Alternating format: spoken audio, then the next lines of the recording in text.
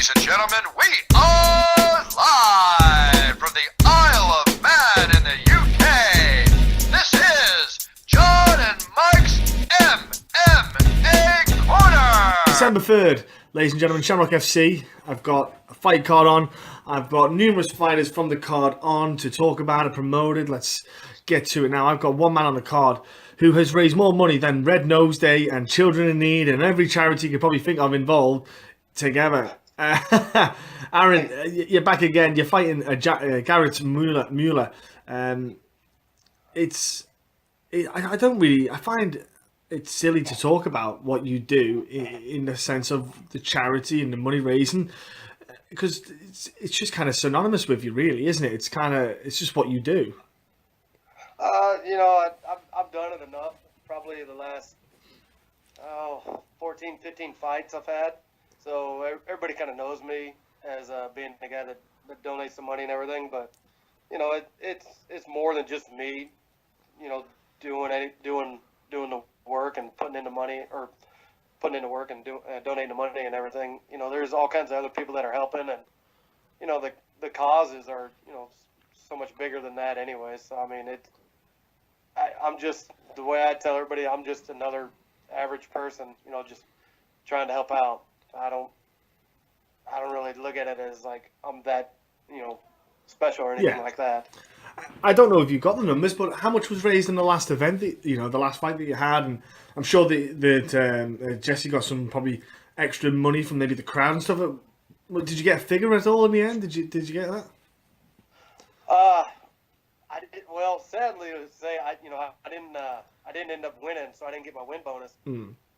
But between that fight and then I had a kickboxing match back in October as well that I did for the same little girl, and then that Blake kid I fought for previous to that. Yeah. Between the two fights, I mean, we probably raised, I don't know, I'd want to estimate about $3,000. So honestly, it is. Well, it's a beautiful thing to hear. So this fight you got coming up, we'll mention charities again. What charities this time? Which one are you looking to raise for this event? This one is going to be a little bit more general. It's not an individualized charity or cause or anything like that. This time I'm taking my money and I'm donating it to the American Childhood Cancer Organization. Just talking with the families and really researching everything through these last couple fights. It's a horrible stat. There's, out of all the government funding that goes to cancer research, only 4% of that goes to childhood cancer. And Parker, the little girl I fought for, she has what's called DIPG, and less than 1% of that 4% goes to DIPG research. So I'm taking my money and just is going to an overall cause this time. Nice. Okay. Well, look, we could get into the politics of where money's given out by governments. It's a rabbit hole. Let's be honest. And it is. It is. And we know politics ain't clean, so let's just leave it there. Let's talk about the fight game. Okay, Mr. Mueller. He's actually coming off a couple of losses recently. He's wanting to end the year on a high. Now, after your last outing in the MMA scene, it didn't go your way either. The pair of you both got a point to prove, I suppose, just for yourself. It's more a pride thing. You both want to get the win. You both want to end the year on a win. So at least, you can wash this year off, finish it, dust yourself off, come up to 2017 and get yourself in the right state of mind for what you want to do next. For you, how much of a significance is getting the win? More so than the win. Yeah, I mean, the win is important and everything, but I just didn't feel like the last fight. I let a lot of things, get in my own head and everything. I put so much extra pressure on myself that didn't need to be. This fight, I know Garrett is a real prideful guy. He comes and he fights. He's never in an easy fight or a boring fight or anything like that. This one is just stepping back out there and putting on a show again, whether it be win or lose. At least, last fight I walked out of there pretty ashamed of myself because I didn't feel like I showed up to fight. and I was so embarrassed about it. This fight, like I said, if I just want to feel good about it at the end, Yeah. Losing sucks, obviously, but it happens. Yeah. It happens to everybody. But if I can walk out of there knowing that at least this time I really truly gave it everything I had and kept fighting. Last time pardon my French, but I feel like I just kind of went out like a little bitch last time. Was there a reason why when you were in there that things weren't clicking? Was it one of them things where it does happen where you peak, and some days it just doesn't happen?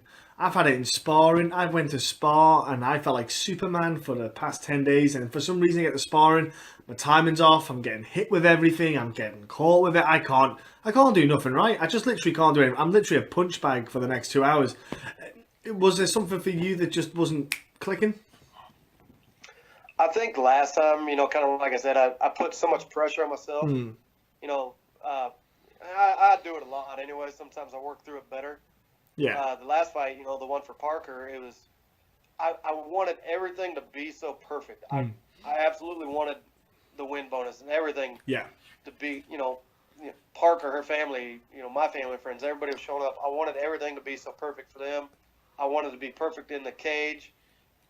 I know it's stupid to say, but I had it in my mind like, okay, going in and not getting hit, because I was going to do so well. But, when that first punch came, I just, it was like, what the hell just happened? And then it was just a domino effect. And it's just one of those deals where my mind wasn't right, and it fell apart. It fell apart in a big hurry. So this matchup coming, you kind of dust yourself off. You had your K1 fight as well, everything. You kind of move on, but you're looking towards this bout. What are you doing maybe to prep yourself to not have that mindset, to have that thought in your head that you can go in there a little bit more fluid, a little bit more relaxed? Yeah, there's still obviously going to be pressure because it's a fight game. You're fighting against someone who wants to win as much as you do. There's obviously still always going to be a form of pressure. What are you doing, though, to kind of alleviate that? Man, I tell you what, I don't know if I've really changed much. I'm just, it's kind of one of those deals where, just growing with each fight and everything and learning from it. I think after the last one, it really opened my eyes on, how much pressure I was truly putting on myself. And, I've just kind of been a little bit more relaxed on this one and really enjoying everything. And, I haven't changed any like training techniques or strategies, nothing like that. I'm sticking with what I usually did, and sticking with basic fundamentals and everything, and just like I said, learning from fight by fight. Yeah, it is. It is just, that's the great thing about the sport. I think you'll always get to learn. You're never gonna have a fight where you can't take something from it. Even if it's not the fight itself, it could have been the preparation the day of, could have been a weight cut, could have been a post-weight cut, could have been the fight week, could have been any part. But there's always something there you can take from it and use it for the next one. Yeah, and everything was great last fight. I mean, my weight was great. Training, everything was going really just kind of perfect, really, really smooth. And then just fight night came around, and I just didn't show up mentally. It happens. Look, it's really annoying because you can't predict when that's going to happen. It's when you think you're going to get ill, you can kind of feel the signs. If you're starting to get a sniffly nose or something like that, you think I might get a cold coming or something. But one of them ones, you on point, on fire, and then one day, one evening, it's so weird. Like the mind, the body, it's crazy.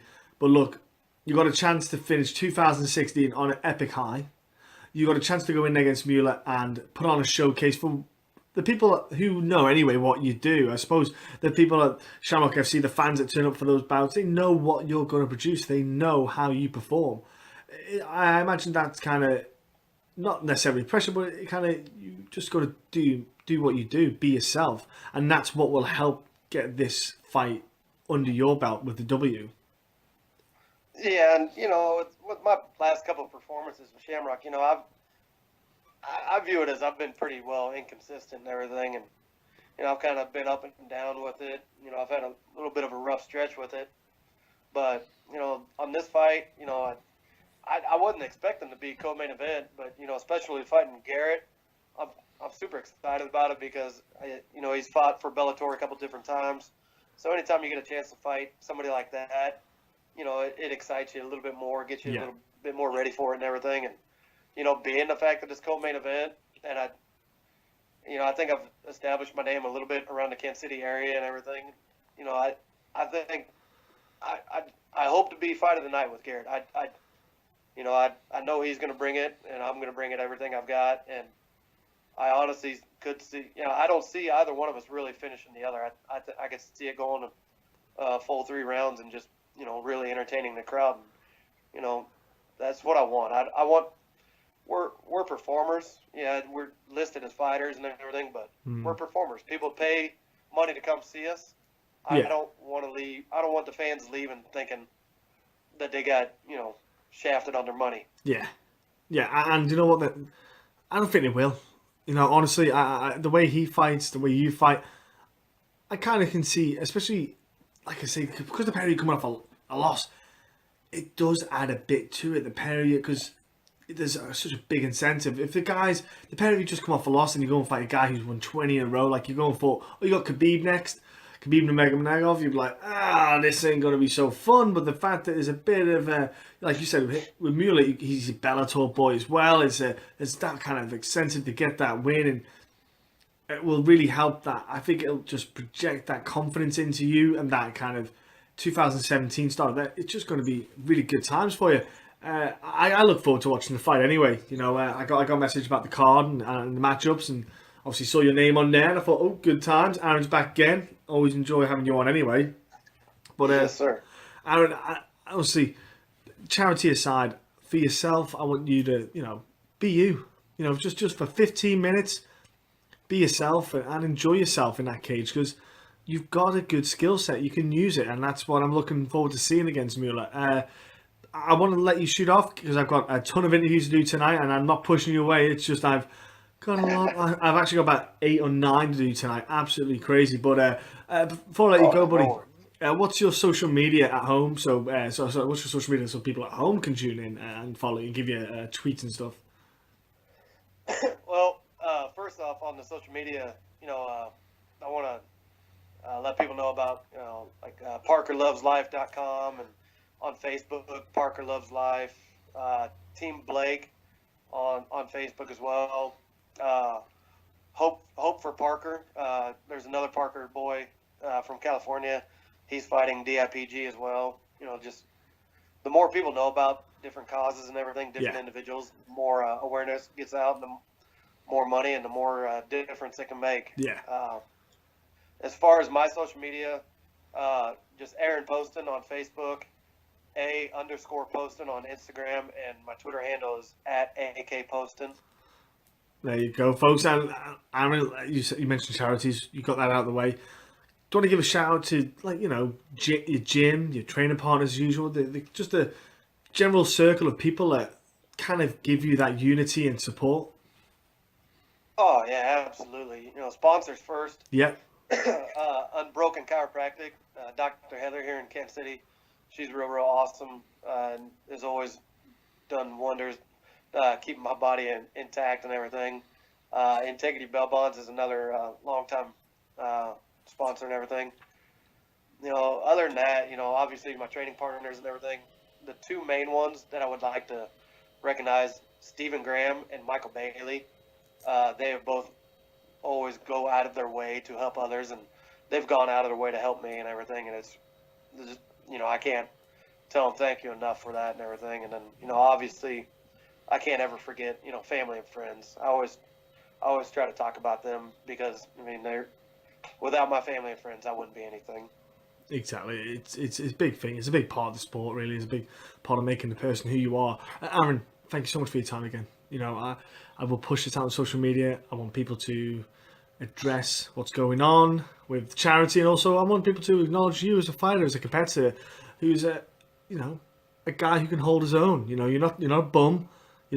You're a legit fighter, and I'm sure in December you're going to show it to everyone as well. You're going to show everyone that you are a legit contender. And again, enjoy yourself. Have a great Christmas. Have a great New Year.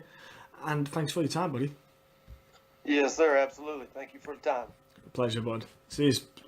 There we go. That's the recording over with. Thanks very much, Aaron. Again, honestly, thank you for your time. Thanks for your time this year, and I'm sure we'll speak again in the new year at some point. Yes, sir. Definitely looking forward to it. Cheers.